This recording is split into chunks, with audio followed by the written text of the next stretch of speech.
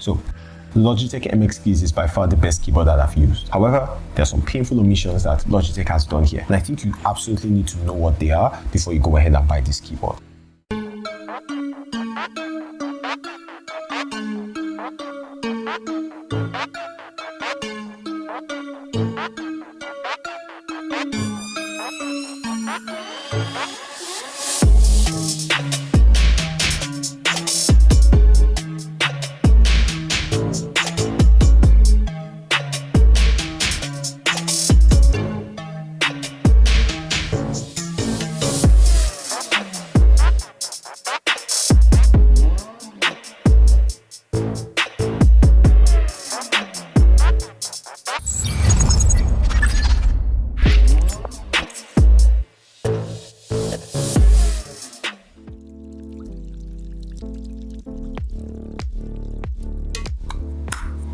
I've been looking for a good wireless keyboard that could connect to multiple devices and was consistent through all three. Not that it would connect and drop, because I've had my fair share of experiences with those types of keyboard, and trust me, when you're trying to get a keyboard that you're going to use every day, don't cheap out. So the first painful omission here is that this will not come with any receiver whatsoever. All you get in the box is the keyboard, the manuals, and a charging cable. That's it. The other issue is that it's not compatible with the Logitech Unifier receiver. So the fact that this one doesn't come with one is annoying, and the fact that they make it that it's not compatible with that, I think is double annoying, because most people already have that at home.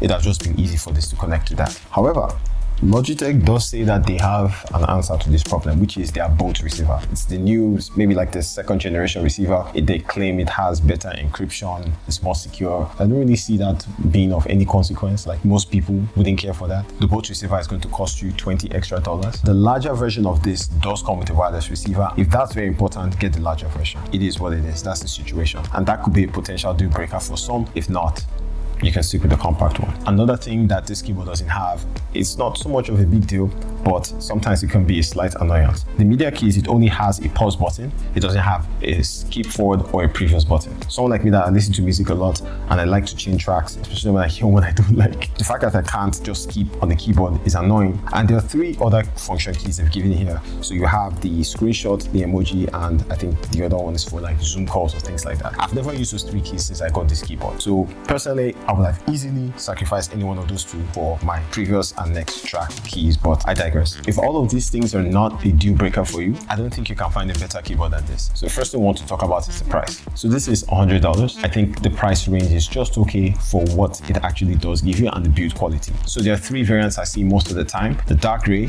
pink, and white. So let's talk about the aesthetics, the looks, the build quality, all that. Basically what you see once you get it out of the box. It's minimal, it's professional looking. I think it will blend into most people's work setups. The edges are rounded off, and I like the overall design language of this keyboard. It's quite low profile, this thing. So I think it's about 6 centimeters in terms of thickness, provided you can ignore the huge battery pack at the back. So that's why I think the battery and the proximity sensors are. I think it actually doubles as a prop to keep the keyboard at an angle. If that's something that doesn't bother you, then it's fine. It doesn't bother me, but some people it might. Maybe they just want the keyboard perfectly flat. In that case, you're out of luck. Also, if you look at the keys, it has a curved indentation, and that actually helps in making the typing experience much more pleasurable, comfortable. I don't know if that's the right word. Much more comfortable anyways. Now, one thing I would say is that this keyboard is not light. Even this compact version is heavier than any other keyboard I've used before, and I've used quite a few, but just so that you're aware, the keyboard is a heavy guy. So let's talk about the connectivity of this keyboard. This is one of the major reasons why I picked this particular one, because I was not going to compromise on how consistent the connection was. I don't think there's anything quite as annoying as a keyboard that drops connections just when you're about to type.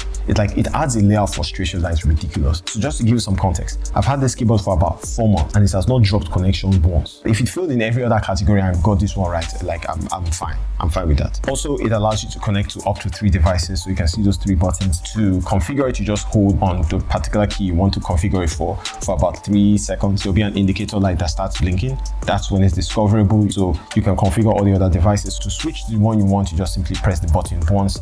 It switches in usually about 1 second. It does that pretty seamlessly, and that's what I needed. Now, I know some people might prefer to use the receiver to have a much more reliable connection, but because of how good the Bluetooth connection function on this is it's very, very stable. So I've not had any issues there whatsoever. This might not be a big deal, but there's an indicator light on the caps lock. This little thing means a lot to me personally, because sometimes I'm typing password and I'm one of those people that refuses to show me the password while I'm typing. I like maximum security, even if it's security for myself. All the other keyboards I've used did not have it. So that's a nice addition to have. This comes with a backlight. Now, this is something I wasn't actively looking for. I didn't mind that it was there, but after using it with the backlight, I think it's a game changer. And a lot of people on YouTube were saying, yo, you know, the backlight's the game changer. I can't go back to a previous keyboard. And in my mind, I was like, bro, you're reaching, man. Like, it can't be that serious, but it is that serious. Having the backlight there makes it a whole lot easier to find where keys are supposed to be. If you're in a low lit environment, that also helps in you being able to work. If you're worried about the impact it might have on the battery life,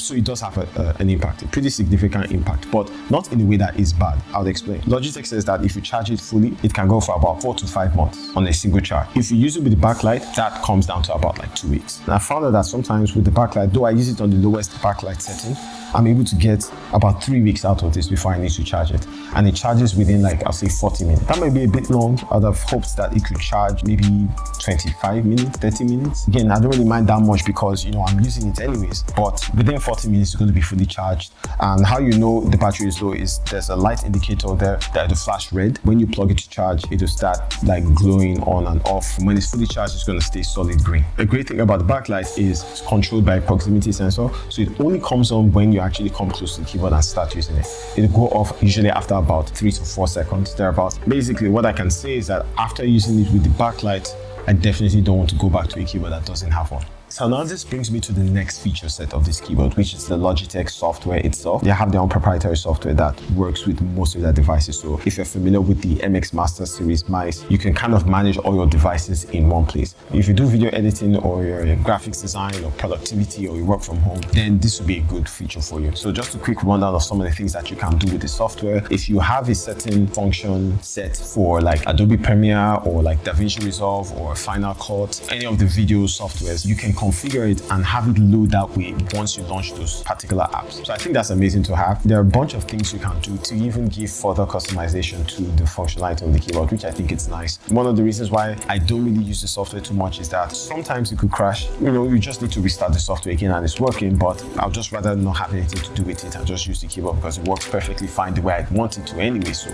what are my final thoughts? So I think if you're someone who, you know, works from home, you're into content creation, maybe you're a video editor, you're a photographer, or you're looking for a keyboard that is good for high productivity, I don't think you can get better than this one. It's well made, it's very durable, it's very reliable. In terms of what it's meant for, it excels perfectly in every category. Some small omissions, you know, like I mentioned, the lack of the receiver and all of that, those are some painful omissions in there, unfortunately. But other than that, if those compromises don't affect your personal workflow, this is by far one of the best keyboards you can get. So this brings us to the end of the video. I have links all in the description for the variants for this. So if you want to grab one of this and help support the channel, I promise this time I'm going to be consistent.